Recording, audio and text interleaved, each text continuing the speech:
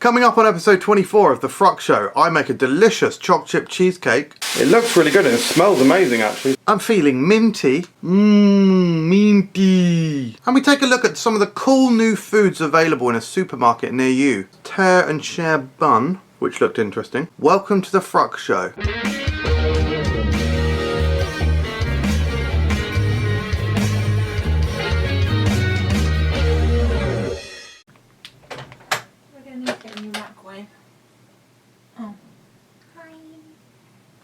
Okay, that's fine. So as always on the FRUK show, we're going to kick it off with the news. News today is from a very popular brand, Grenade Carb Killer. They've recently announced that they've created a new bar that's vegan friendly. It's called Go Nuts, and I'm going to read what it contains. It's got roasted and salted peanuts, chocolate drops and crispy pieces. The recommended retail price is £1.79 for a 40-gram bar. So it does contain the normal Grenade Carb Killer sort of price point. A fairly expensive kind of bar, but obviously it's a protein bar, so I think it's pretty much in line with sort of other protein products. I like a few of the Grenade products. We've done quite a handful of reviews on the channel.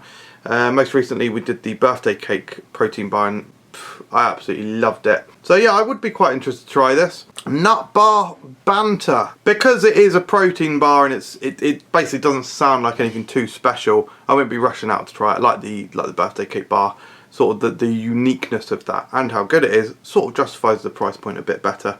But hey, we'll see if I'll try it. Not much else in the way of news at the moment, guys. Sort of we've had all the Christmas news already, sort of a month or two ago. So we're in that sort of limbo land until we hear a bit more news about Easter. On with the next segment. So the first review of the episode is the Tesco plantain with sea salt hand cooked crisps.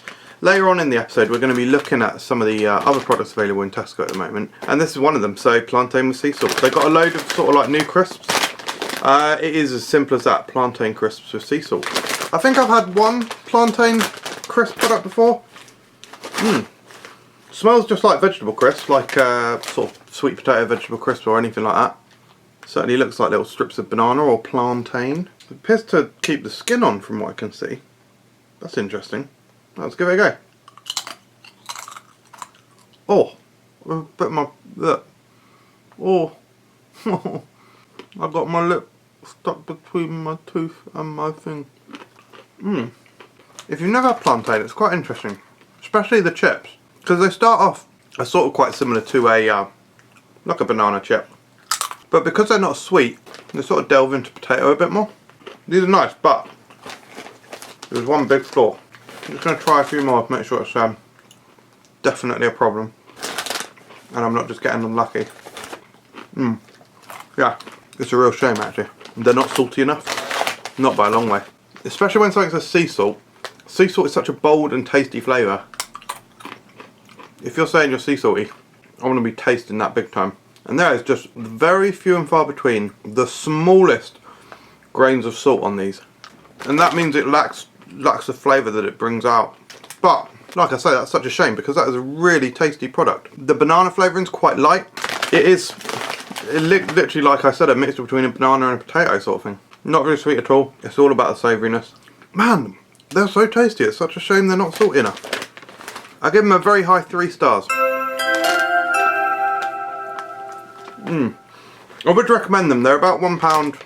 There was something like £1.50, £1.20. It was more than £1 and it's 125 grams. But it's definitely worth a try.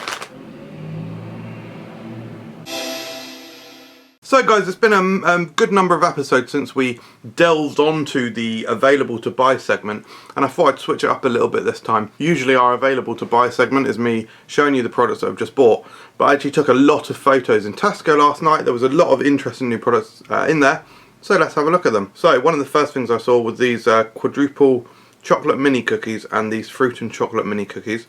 These are really nice packaging actually, a nice silver tub, but they're obviously just cookies in tubs, which is great. This isn't necessarily a new product, but it's the Haagen-Dazs Winter Collection, which has got vanilla, macadamia nut brittle, speculoos caramel biscuit and cream, and salted caramel. That's 3 really nice, can't count. That's 4 really nice flavours. Next product here is some nibbles. Nibble mix. Like Little Mix, yeah? Mama told me not to waste my life. So we've got Smokehouse, which I actually did buy, so I'll let you know what they're like at some point in the near future. Wasabi and chili and lime, so that's cool. Got a Christmas product here, Christmas Tear and Share Bun, which looked interesting. We've got those new Mr. Kipling Magnificent Slices, which I'm annoyed at because it was designed by you. So I assume that as the flavour was designed by someone, but it's chocolate and vanilla flavour. So if it was designed by someone, they've done a bad job. This one's already on Instagram. Follow us at FRUKgram. This is Angel Delight Jelly, and I did not pick that one up. So yeah, I'm interested to try that. So that is all the products that I spotted in Tesco. Like I said, do check us out on Instagram, because we'll be posting more photos of all those kind of products periodically. And it's not just them, giving you good incentive to go on, you know. Anyway, cool. Let's see what I made for dinner in pudding realm. So today on What's for Dinner, I thought I'd show, I thought I'd show the dessert portion. So as you can probably tell from the ingredients, I'm making a chocolate chip cheesecake. I'm just making 2 mini ones because Claire had a craving for it, so I don't think she knows I'm doing this. It's a bit of a surprise. So I'm doing a baked cheesecake, and don't worry, those onion and mince and whatnot is not part of it. I'm doing a baked cheesecake, so you need to add eggs and like a bit of flour and whatnot into it so it actually like sets. I've just baked off the biscuit crumb, which is still a little soft. Ow. Yeah, correct. Probably needs to cool or something. I think I put too much butter in it though. But yeah, good. Okay, I'm an idiot and didn't quite get a photo of them before they went in the oven, but there they are. Like I said, they're just mini ones. We actually had too much mix, so I went online and saw a recipe where you can just crumble up biscuits in the bottom of a cake thing. So I'm going to put these in there in a minute. They're obviously a bit smaller, so they'll need less time. Do forgive me because it's loud, because the other part of dinner's going on, but I've just took them out of the oven. Bit brown on top, which I guess you probably usually don't really want on baked cheesecake, but the texture's right. It's a little bit wobbly in the middle. It looks really good and it smells amazing actually, so I'm hopeful. Let's hope it's going to be pretty tasty. So there they are, and I'd like to apologise for the absolute shoddy and unprofessional behaviour of this chapter of the video. My phone's in the background, products I'm about to review that you've probably seen the review of maybe, or maybe you'll see them in a minute or in the background. There's shadows everywhere. Winter is coming. Okay guys, so now it's time to sit down and eat it. Looks like that. Nice and shiny on top, isn't it? Let's give it a go, baby. Good texture, it looks like. Soft. Damn, that's good. The base is nice. I used salted butter. It's always bad. I can't actually think of many situations where you'd want unsalted butter, honestly. Like, would you want a cake that's not a bit salty? No. Nice, nice golden tasting flavour from the base as well. And then the actual cheesecake.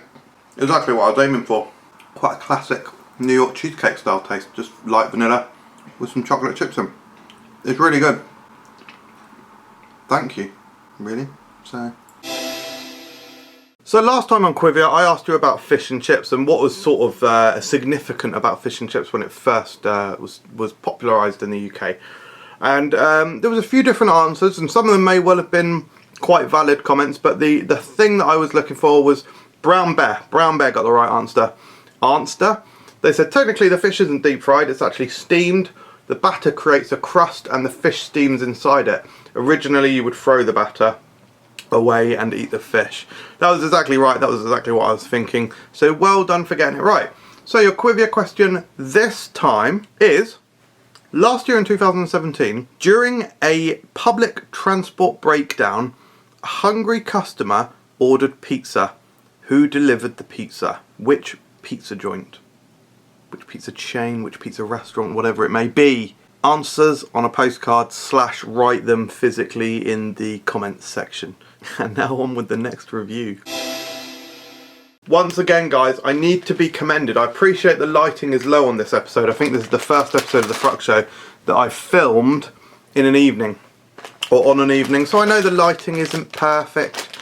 But I was actually on a stag do this weekend. If you are following us on Instagram, like I promoted about 15 times earlier, you will also see I did a drunk takeover of Instagram. Sort of embarrassing, but very entertaining, probably. Anyway, guys, I am wearing the same colour and reviewing the same colour as the actual thumbnail. Wow, that's so good, isn't it? Correct. So we got Fox's Glacier Spearmints. This is to celebrate the 100th anniversary of Fox's Mints. They sort of did a small celebration thing, and yeah, they released spearmint flavour mints. Spearmint is obviously, very obviously, the best flavour of mint. It is just lovely, isn't it? Nice and sweet and sort of fragrant. Oh God, this smells like polo spearmint. Man, polo spearmint were all the rage. I'm surprised at the colour actually. It's like green. It's like just full green.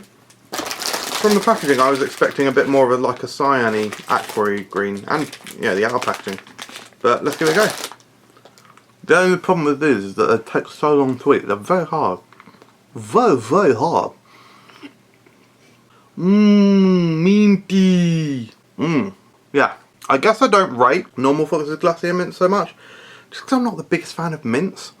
I like chewing gum quite a bit, particularly as it serves a purpose. Helps freshen up your mouth and whatnot without actually having candy. Even though I guess they're pretty similar.